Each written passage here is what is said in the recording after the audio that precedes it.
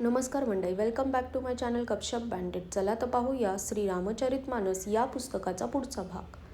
हे मी काही पक्षपाताने सांगत नाही, पुराणे आणि संत यांचे मतच सांगतो. हे गरुडा, ही विलक्षण रीत आहे की एका स्त्रीच्या रूपावर दुसरी स्त्री भाळून जात नाही. तू ऐकून घे. माया आणि भक्ती या दोन्ही स्त्रिया आहेत, हे सर्वांना माहीत आहे. शिवाय श्री रघुवीरांना भक्ती प्रिय आहे. माया ही बिचारी निश्चितपणे नर्तकी आहे.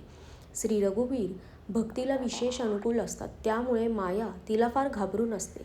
ज्याच्या हृदयात उपमारहित आणि उपाधिरहित विशुद्ध रामभक्ती सदा बिंदास्त वसत असते, तिला पाहून माया ओशाळते.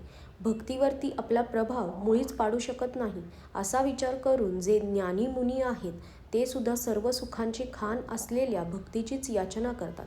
श्री रघुनाथांचे हे रहस्य कुणाला लवकर कळून येत नाही. श्री रघुनाथांच्या कृपेने जो हे जाणतो त्याला स्वप्नातही मोह होत नाही. हे बुद्धिमान गरुडा, आणि ज्ञानभक्तीमध्ये आणखीही अंतर आहे. ते ऐक. ते ऐकल्यावर श्रीरामांच्या चरणी सदा अविच्छिन्न प्रेम उत्पन्न होते.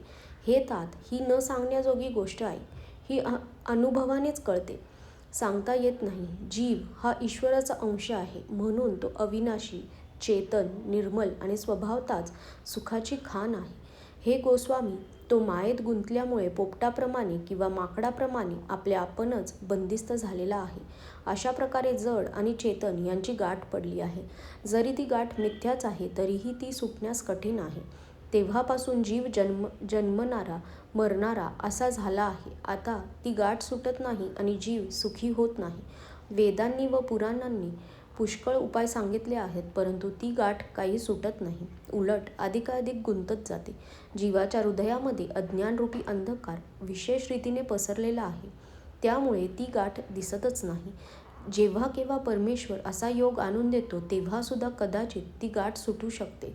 श्री हरीच्या कृपेने जर सात्विक श्रद्धारूपी सुंदर गाय हृदयरूपी घरात येऊन राहिली, असंख्य जप, तप, व्रत, यम आणि नियम इत्यादी शुभधर्म आणि आचार हे जे श्रुतींमध्ये सांगितले आहे तेच धर्माचरण रूपी हिरवे गवत जर ती गाय चरेल आणि आस्तिक भावरूपी लहान वासराला पाहून तिला पाना फुटेल, सांसारिक विषयातून व प्रपंचातून निवृत्तीच्या दोरीने तिचे पाय बांधून धार काढण्याच्या विश्वासरूपी भांड्यात निर्मल मनाचा संयमी धार काढणारा गवळी असेल.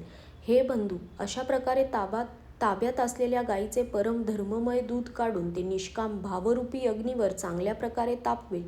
नंतर क्षमा व संतोषरूपी हवेने ते थंड करेल आणि धैर्य व शमरूपी विरजनाने याचे दही लावेल. मग प्रसन्नतारूपी डेऱ्यात तत्वविचाररूपी रवीने इंद्रिय मनाच्या खांबाच्या आधारे सत्य व सुंदर वाणीरूपी दोरी लावून त्याला घुसळेल. मग त्यातून सुंदर आणि पवित्र वैराग्यरूपी लोणी काढून घेईल. मग योगरूपी अग्नी तयार करून त्यात सर्व शुभाशुभ कर्मरूपी इंधन घालील, तर सर्व कर्मे त्यात जळून जातील. जेव्हा वैराग्यरूपी लोण्यातील ममतारूपी मळ जळून जाईल, तेव्हा उरलेले ज्ञानरूपी तूप निश्चयात्मक बुद्धीने थंड करेल. नंतर विज्ञानरूप बुद्धीने ते ज्ञानरूप निर्मल तूप मिळाल्यावर ते चित्तरूपी दिव्यात भरून समतारूपी तिवईवर तो घट्ट देईल. जागृती, स्वप्न आणि सुषुप्ती या 3 अवस्था आणि सत्व, रज, तम या 3 गुणरूपी कापसातून तुरीयावस्थारूपी स्वच्छ कापूस काढून आणि नंतर तो चांगल्या प्रकारे वळून त्याची सुंदर घट्ट वात तयार करेल. अशा प्रकारे तेजाची राशी असलेला विज्ञानमय दिवा लावेल, ज्याच्याजवळ जाताच मध इत्यादी सर्व पतंग कीटक जळून जातील. सोहोमास्मी, तेच ब्रह्म मी आहे, ही वृत्ती तेलाच्या धारेसारखी अखंड राहील. तीच त्या ज्ञानदीपाची प्रचंड ज्वाळा होय. अशा प्रकारे आत्मानुभवाच्या सुखाचा सुंदर प्रकाश पसरेल, तेव्हा सर्व संसाराचे मूळ असणारा भेदरूपी भ्रम नष्ट होईल आणि अत्यंत बलवान असलेल्या अविद्येचा परिवार असलेला अंधकार नाहीसा होईल. मग तीच विज्ञानरूपी बुद्धी आत्मानुभवाचा प्रकाश मिळाल्यावर हृदयरूपी घरात बसून ती जड चेतनाची पडलेली गाठ सोडवते. जर ती विज्ञानरूपी बुद्धी ती गाठ सोडवू शकली तर हा जीव कृतार्थ होईल. हे पक्षीराज गरुडा, गाठ सोडवली जात आहे असे पाहून माया अनेक विघ्न निर्माण करते. हे बंधू, ती पुष्कळशा ऋषीसिद्धींनी पाठवते. त्या येऊन बुद्धीला लोभ दाखवतात आणि त्या रिद्धिसिद्धी, कला, बल व कपट करून जवळ जाऊन आपल्या पदराच्या वाऱ्याने तो ज्ञानरूपी दीपक विझवून टाकतात. जर बुद्धी ही शहाणी असेल तर त्या रिद्धिसिद्धी धोक्याच्या समजून त्यांच्याकडे पाहत सुद्धा नाही. अशा प्रकारे जर मायेच्या विघ्नांमुळे बुद्धीला बाधा झाली नाही तर मग देव विघ्ने आणतात. हृदयरूपी घराला इंद्रियाच्या द्वारांचे अनेक झरोके आहेत. त्या प्रत्येक झरोक्यावर देवांनी ठाण मांडले आहे. विषयरूपी हवा येत आहे असे पाहतच ते देव जोराने दार उघडतात. तो जोराचा वारा हृदयरूपी घरात शिरतो. त्या सरशी तो विज्ञानरूपी दिवा विझतो. गाठ सुटत नाही आणि आत्मानुभवाचा प्रकाश नाहीसा होतो. विषयरूपी वाऱ्यामुळे बुद्धी व्याकुळ होते. केले सवरलेले सर्व नष्ट होते. इंद्रिये आणि त्यांचे देव यांना स्वभावतः ते चांगले वाटत नाही, कारण त्यांना विषयभोगांविषयी नेहमी प्रेम वाटते. बुद्धीलाही विषयरूपी वाऱ्याने बावचळून टाकले की मग पुन्हा तो ज्ञानदीप त्याच प्रकारे कोण उजळणार? अशा प्रकारे ज्ञानदीप विझवल्यावर मग अनेक प्रकारचे जन्ममरणादी क्लेश जीवाला भोगावे लागतात. हे पक्षीराज, माया ही फार दुस्तर आहे. ती सहजासहजी तरून जाता येत नाही. ज्ञान हे समजावून सांगण्यास कठीण, समजण्यास कठीण आणि साध्य करण्यासही कठीण आहे. जर गुणाक्षरा न्यायाने योगायोगाने कदाचित ते ज्ञान मिळाले तरीही ते जतन करून ठेवण्यामध्ये अनेक विघ्ने येतात. ज्ञानाचा मार्ग हा दुधारी तलवारीच्या धारेसारखा आहे. हे पक्षीराज, या मार्गावरून अधःपतित होण्यास वेळ लागत नाही. जो या मार्गावरून निर्विघ्नपणे निभावून जातो तोच मोक्षरूपी असलेले परमपद प्राप्त करतो. संत, पुराणे, वेद आणि तंत्रादी सर्व हेच सांगतात की कैवल्यरूपी परमपद हे अत्यंत दुर्लभ आहे. परंतु हे गोस्वामी, ती अत्यंत दुर्लभ अशी मुक्ती श्रीरामांच्या भक्ती केल्यावर इच्छा नसतानाही जबरदस्तीने येते. ज्याप्रमाणे कुणी कितीही उपाय केला तरीसुद्धा जमिनीशिवाय पाणी साठून राहत नाही, तसेच हे पक्षीराज, मोक्षसुखसुद्धा श्रीहरीच्या भक्तीशिवाय राहू शकत नाही. असा विचार करून हरिभक्त हे भक्तीवर लुब्ध होऊन मुक्तीचा तिरस्कार करतात. भक्ती केल्याने जन्ममृत्यूरूप संसाराचे मूळ असलेली अविद्या प्रयत्न व परिश्रमाविना आपोआप नष्ट होते. ज्याप्रमाणे तृप्तीसाठी भोजन केले जाते आणि ते भोजन आपण प्रयत्न न करताही जठराग्नी आपोआप पचवून टाकते, अशी परमसुख देणारी हरिभक्ती ही ज्याला आवडत नाही असा मूर्ख कोण असेल?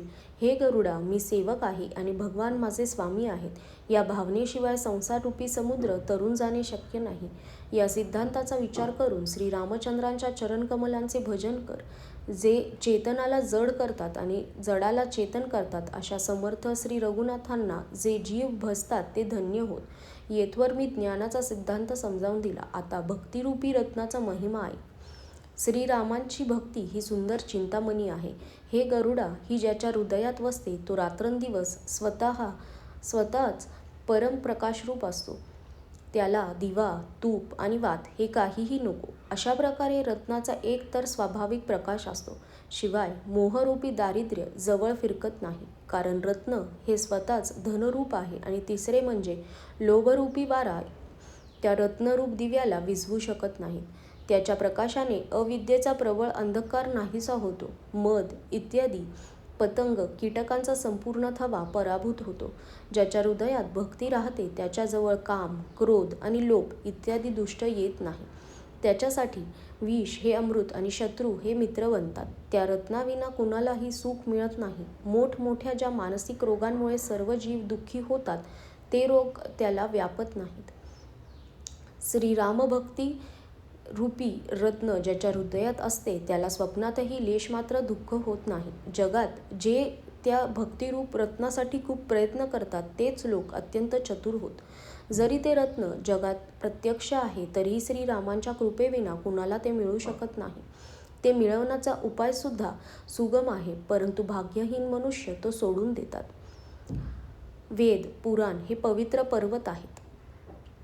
श्रीरामांच्या नाना प्रकारच्या कथा या त्या पर्वतावरील सुंदर खाणी आहेत. संत पुरुष या खाणीचे रहस्य जाणतात आणि सुंदर बुद्धी ही खोदण्यासाठीची कुदाळ आहे. हे गरुडा, ज्ञान आणि वैराग्य हे दोन त्यांचे नेत्र आहेत. जो जीव प्रेमाने शोधतो त्याला सर्व सुखांची खाण असलेले हे भक्तिरूपी रत्न सापडते. हे प्रभो, माझ्या मनात असा विश्वास आहे की श्रीरामांचे दास हे श्रीरामांच्यापेक्षा मोठे आहेत. श्रीरामचंद्र हे समुद्र आहेत तर धीर संत पुरुष मेघ होत. श्रीहरी चंदनाचा वृक्ष आहेत तर संत हे पवित्र आहेत. सर्व साधनांचे फल सुंदर हरिभक्ती हेच आहे. संतांविना कुणाला ते मिळाले नाही. असा विचार करून जो कोणी संतांची संगती करतो, हे गरुडा, त्याला श्रीरामांची भक्ती सुलभ असते. वेद हे समुद्र, ज्ञान हे मंद्राचल आहे आणि संत हे देव आहेत. देव त्या समुद्राचे मंथन करून कथारूपी अमृत काढतात. त्यात भक्तिरूपी माधुर्य वसत असते. वैराग्यरूपी ढालीने स्वतःच बचाव करीत आणि ज्ञानरूपी तलवारीने मद, लोभ आणि मोहरूपी वैऱ्यांना मारून जी विजय मिळवते ती हरिभक्तीच होय. हे पक्षीराजा याचा विचार करून बघ. आजच्यासाठी धन्यवाद.